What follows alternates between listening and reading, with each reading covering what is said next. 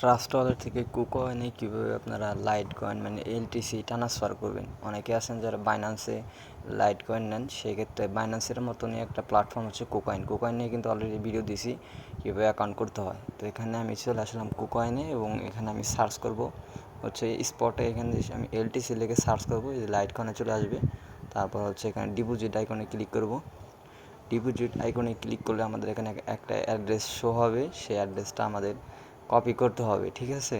So আমরা এখান থেকে অ্যাড্রেসটা কপি করে নেব। আমাদের এলটিসি অ্যাড্রেসটা কিন্তু খুব সহজে কপি হয়ে গেল। এখন আমরা ট্রাস্ট ওয়ালেটে চলে যাব। ট্রাস্ট ওয়ালেট হচ্ছে একটা টেম্পোরারি একটা ডলার রাখার অ্যাপস, যেটার মধ্যে লাইট কয়েন, ইউএসডিটি, টিআরএক্স সব ধরনের ক্রিপ্টোকারেন্সি রাখা যায় উইথাউট রিস্ক।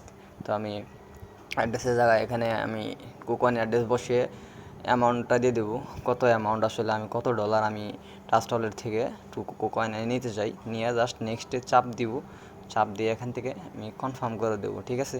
তাহলে আমাদের খুব সহজে ট্রাস্ট ওয়ালেট থেকে কুকয়েনে ডলারটা চলে যাবে এবং আমরা কিন্তু খুব সহজে আমাদের যে কাঙ্ক্ষিত যে কাজগুলো আছে, কার্যক্রম, সেই কার্যক্রমগুলো কিন্তু আমরা চালিয়ে যেতে পারবো, ঠিক আছে। সো আশা করি বুঝতে পারছেন যে কীভাবে আসলে কুকয়েন আপনারা ডলার নেবেন। অনেক সময় আমাদের লাইট কয়েন থেকে টিআরএক্স করার প্রয়োজন হয়, সেক্ষেত্রে আমাদের কুকয়েনটা ব্যবহার করতে হয়।